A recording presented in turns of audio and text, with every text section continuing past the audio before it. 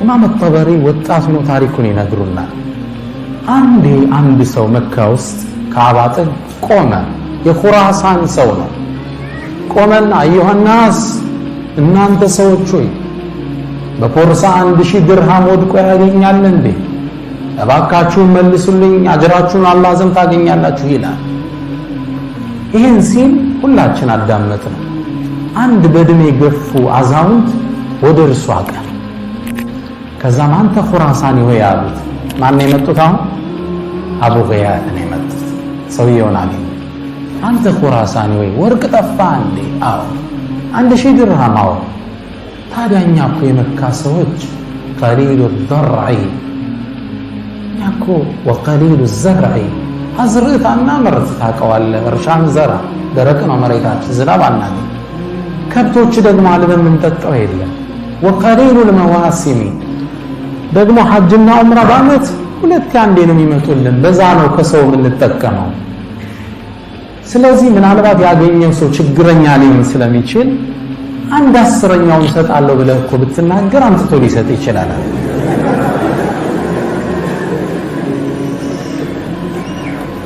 1/10ኛ ማለት 100 የወርቅ ሳንቲም ማለት ነው። ችግሩ እንዳያታለው እንደምትሰጠው ሲያቅ ሊያመጣልህ ይችላል። ሰውየው ዞር አለና ያ አባ አላቸው። ያኔ አበቲ ማለት ነው። ባባ ሆይ ላ ነፈዓል፣ ይህንማ እናረግ፣ አላህን ከፈራ ያመጣው እኛ የምንሰጠው ነገር የለም አላቸው። ቅስማቸው ስብር። ወደ ቤታቸው ተመለሱ። ወደ ቤት ሲመለሱ ኢማም አጠበሪ ተመልከቱት፣ አክቲቭ ነበሩ። እኛውን ሰለፍ ሲባል ጥሩ ስዕል የለንም አእምሮችን ውስጥ። ሰለፍ ማለት አክቲቮች ማለት ነው፣ ስማርት ናቸው። ኢማም አጠበሪ ምን ይላል? ይሄ ሰውዬ የገንዘቡን ያገኘው እሱ እንደሆነ ተረደዋል። هذا شيخ المفسرين ምን አይነት አክቲቭ ቢሆን ያው ይሄ እስመ ሰለፍ መዝሉም ነው፣ ተበድሎ ሰይድና አሊ ጦርነት ላይ ወጡ። ጦረኛው በጣም ኃይለኛ ነበርና ሊጋጠማቸው መጣ። ሊፋለማቸው ነው ፊት ለፊት። አሁን እንዴት ያሸነፉት? በጣም ሊያደክማቸው ሆነ እና ግጠመኝ ሲላቸው አሰልፈ ነው እንደምትመጣው ብቻህ እንደመምጣት አለ። እኔ ወንዱ ብሎ ዞር ሲል አንገቱን ቀጭ አለ። እኔ ጋናቸው ምነው አልሐርቡ ኺዳ፣ ጦርነት ላይ ቴክኒካዊ ማታለል ይፈቀዳል። ግልጽ ነው አይደል? ጀግና ላይ ብሎ ተነፍቶ ነው የመጣውና አመዛዘዙ ምናምን ሳይሆን ሲሪየስ ነው ሰውዬ። ከዛ ሲስተም ፈጠሩ። አክቲቭ ነበሩ ሰይድና አሊ ረዲየላሁ ተዓላ ዐንሁ። ታዲያ ብቻህን አትመጣም እንዲያሰልፈን አሉ እኮ ነው ብሎ ዞር ሲል ቀጨም ማረጉት አለ። ሰለፉ ሷሊህ ሲባል አራዶች ማለት ነው። አሁን ሰለፍ የሚለው ስም መዝሉም፣ አክቲቭ ነበሩ፣ ስማርት ነበሩ፣ ስትራቴጂስት ነበሩ። ለዛ ነው ሮማን ኢምፓየርን ፐርሻ ኢምፓየርን ደምስሰው የጣሉት። የዓለም ምጡቅ አገሮችን ሀያላን አገሮችን ማንበርከክ የቻሉት ስትራቴጂስት ነበሩ። አናቱል ቂጢ ወወትበቱል አሰድ ነበር የኻሊድ የጦር ስትራቴጂ።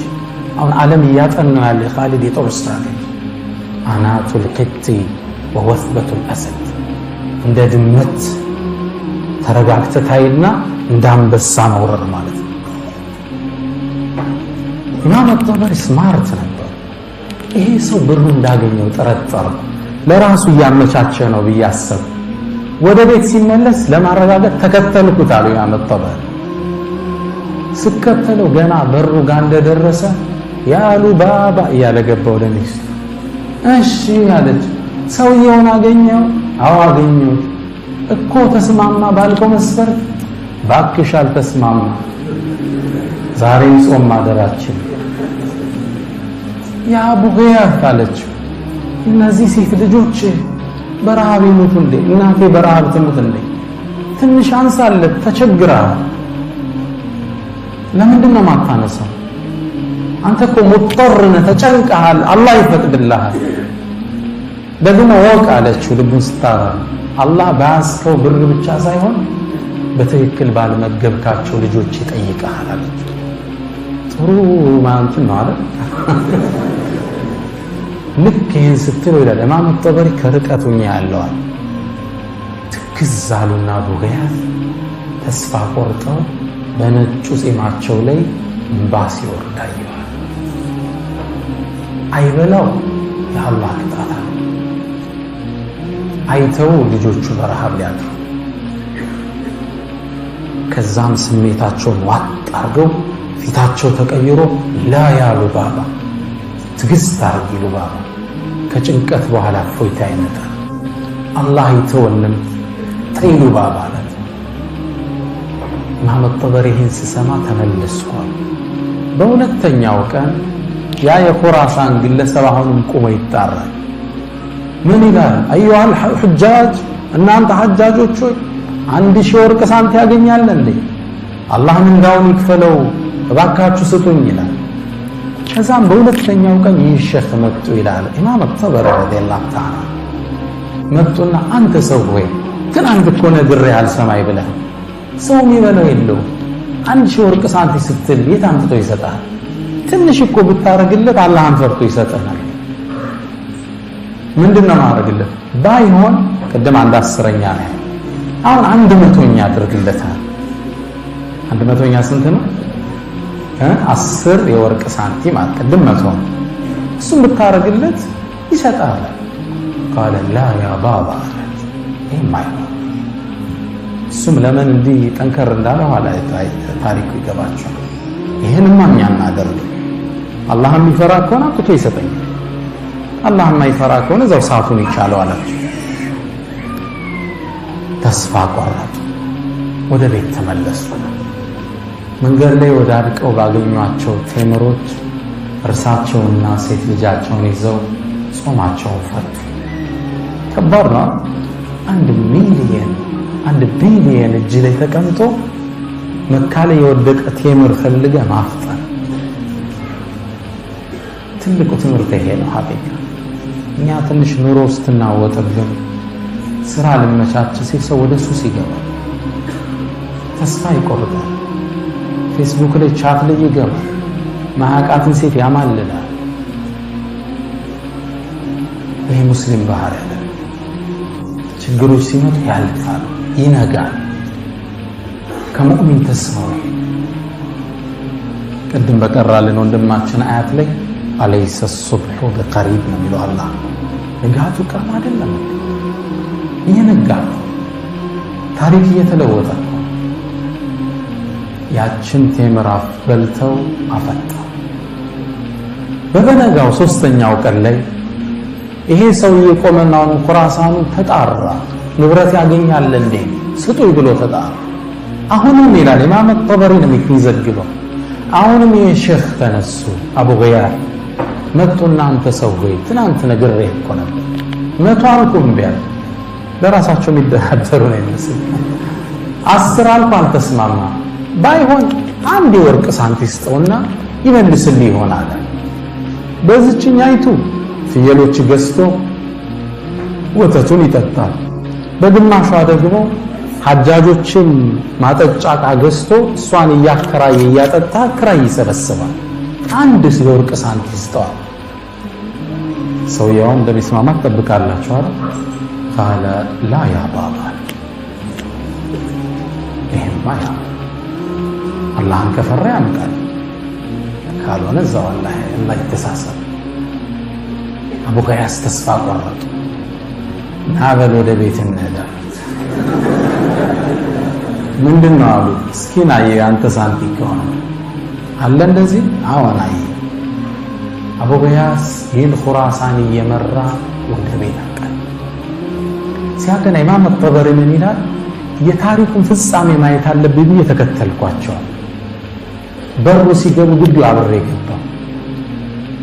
ልክ ወደ ጠጋ ሲሉ አብሬያቸው ጠጋለሁ። ከዛ ልገባ ስል ማን አለኝ አቡ ገያዝ።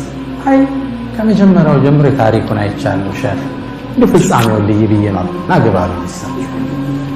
ገባው። ከደረጃው ስር ባለ ድንጋይ የተደፈነ ጥቁር ፖርሳ መዘው አወጡታል። በሌላ ጨርቅ ፖርሳ እንዳይመስል በጥቁር ጨርቅ እንደገና ታስሯል። ከዛ ልክ አውጥተው ሲያሳዩ ኹራሳኑ ምን አለ? هذه حزامي ቦርሳዬ ብሎ ፈነደቀ። ተቀበላችሁ። ይህን ክስተት ቤት ውስጥ ስለነበርኩ በበሩ ቀዳዳ ውስጥ ልጆቹ፣ ሴት እህቶቹ፣ የባለቤቱና ባለቤቱ ሁሉም እንዲያያሉ ምንድነው የሚያወጣው እያለ ሰውየው ቦርሳውን ከፈተና ጭኑ ላይ ባለ ጋቢ ላይ የወርቅ ሳንቲሙን አፈሰሰ ይላል። አይናቸው እንዲህ ሲከፈት አየሁታል። አመታት ወርቅ አይቶ አያውቁም አይደለም። 1000 ወርቅ ሳንቲም ምንድነው እየሆነ ያለው? ከዛ ሰውየው እንዲያገላበጠና ይሄ ወርቅ የኔ ሳንቲም ነው ብሎ መልሶ ከቶ ትንሽ ነገር ትጠብቃላችኋል። 5 ሳንቲም ሳያስቀር ሸርድጎ ጠፍሮ ተከሻው ላይ አርጎ ቴንኪው ማላለው ይላሉ ኢማም አልጠበሪ። አላሁ አክበር። አምስታ ሹክራን እንኳን አላለውም። ተሸክሞ ወጥቶ ሄደ። ሁላችን ደርቀን ቀረን ይላል። በዚህ ቃል ነው የሚገልጹ። ሴቶቹ ፈበቁ መሽቱ ከለኽናቅ አንገታቸው ተመዞ አይናቸው ፈጠው ቆመዋል። እንዴት ሰው ደክሞ ያገኘለት ሽማግሌ አንዲት ሳንቲም ወጣት ሰጠው፣ እሱም አይሰጥ። አመሰግናለሁ አባባ ግንባር ሰማቶታ። ምን አይነት በኺል! ተስፋ ቆርጠው ሴቶቹ ሲቀመጡ መሬት ውስጥ ሲወድቁ አይ የሚያፈጥሩባት አንዲት ሳንቲም የሚጠብቁ ነው። ኢማም አልጠበሪ ይላል እኔ ደግሞ ገና ወጣት ነኝ፣ ስራ የለኝም፣ ትንሽ እንኳን ማፍጠሪያ እንዳልሰጣቸው። አቡ ገያስ ደርቆ ቁጭ። ከዛ ትንሽ እንደቆየን ከበሩ በኩል የኮቴ ሰማ። ሁላችንም ድምፁ ወደ መጣበት ቦታ አፈጠጠ። ትንሽ ቆይቶ ኩራሳኑ መጣ። ያ ግለሰብ ግባ የወርቅ ሳንቲምን ይዞና ቁጭ አለ።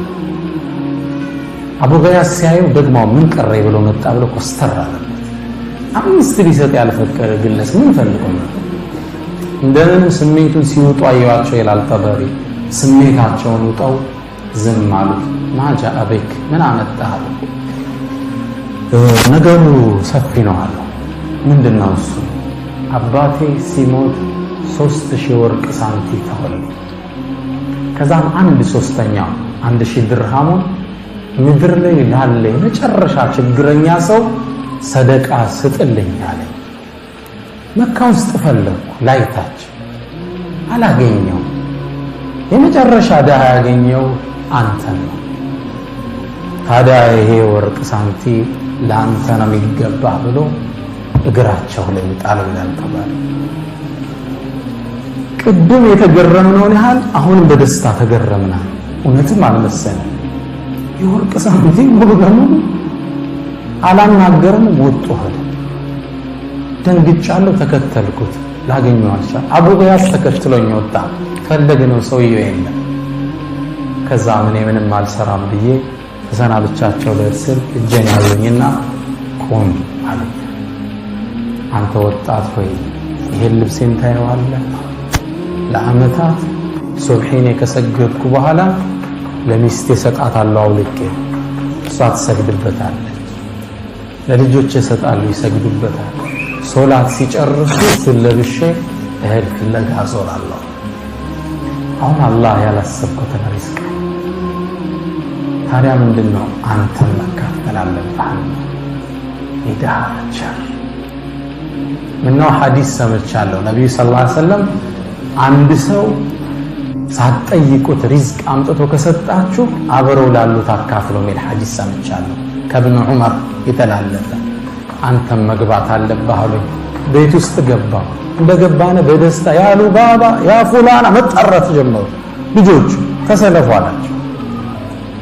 ሁሉም እንዲመደዳ ቁጭ አሉ። እኔ አብሬ ገባው። አቡ ገያስ እዚህ ቁጭ ብሏል። ሳንቲሙ ቦርሳውን ከፈቱና አንዳንድ ሳንቲም ለሁሉ መወርወር ጀመሩ። ሴቶቹ ሁሉም ጋቢያቸው እንዲያርገዋል። አንድ ሴቶች 8 ጠበሪ ስንት ናቸው? 9ኛ። አቡ ገያስ ስንት መጣ? 10። ለ10ሩም አንዳንድ ሳንቲም እየወረወሩ አዳረሱን ይላል። መጨረሻ ቦርሳውን ሲጨርሱ እያንዳንዳችን እጅ ስንት ገባ? 100 ድርሃም ገባ። 10 ናቸው። ሁላችን ያዝን። እኔም ይላል ኢማም ጠበሪ ችምብር ያስኩና ዒልምን ለመፈለግ ተጠቀምኩባት ይላል። የጣለበል ዒልም ደጋፊ ይፈልጋል። ችምብር ይዤ ዒልምን ፈለግኩባት አላህ እዚህ እስኪያደርሰኝ አሉ ኢማም ሸይኹል ሙፈሲሪን እስኪ አቡ ገያስም ልጆቹ ሀብታም መሆን ጀመሩ። ያኔ ምሽት ጥሩ ምግብ ገዝተው አፈጠሩ። ከዛም ወደ ሉባባ ዞራሉና ያ ሉባባ አላህ ከጭንቀት በኋላ ድልን ያመጣል አላልኩሽ? ከውጥረት በኋላ እፎይታን አላልኩሽ? ይሄው ሐራማን ፈልገን 1 ሳንቲ ሐራማን ብላን ብለን ጣል አላህ 1000 ወርቅ ሳንቲ ያመጣል። بعد عسر ነገር ምስኪን ኢነማ አልዑስሪ ህግ ነው። ታሪኩ ኢማም ጠበሪ ሲጨርሱ ምን ይላሉ? እኔ ከ16 ዓመት በኋላ ዒልም ሲፈልጉ ትልቅ ዓሊም ሆኜ ወደ መካ መጣሁ። የአቡ ገያስን ቤተሰብ ለመዘየር መጣሁ። ወዳጅ ቤተሰብ ሆነን አላሉ። ከዛ በኋላ ብዙ ብር ነው የሰጡት፣ ሚሊየንስ ኦፍ ዶላር ማለት ነው። መጣሁና ስለ አቡ ገያስ ስጠይቅ አቡ ገያስ በተለየውት በወራት ውስጥ እንደሞተ ሰማሁ። ስለ ሴት ልጆች ስጠይቅ የአገሪቱ ነገስታቶች አግብተዋቸው መሊካት ንግስቱ ነው አለ። ያው እነሱ በእነሱ አረም ይጋቡት ሀብታም ነው አለ። አሁን ሚሊዮነሮች ናቸው። የንጉስ ልጆች አግብተዋቸው አለ። እኔ ይላል ኢማም ጠበሪ የአቡ ገያስን ቤተሰብ ዘይር ነበር። ልጆቹን የልጅ ልጆቹን እየዘየርኳቸው የአባታቸውን አላህን የመፍራት ታሪክ ተተርክላቸው ነበር ይላል። ለ40 ዓመት ምንድነው መልእክቱ? የአቡ ገያስ ታሪክ ኢማም ጠበሪ የዘገቡት ታሪክ ነው። بعد عسر يسرا ስራ ልሳካ ብሎ የተሰማህ ቀን፣ በህይወቱ ውስጥ ውጥንቅጥ የቀጠመ ቀን ታገስ።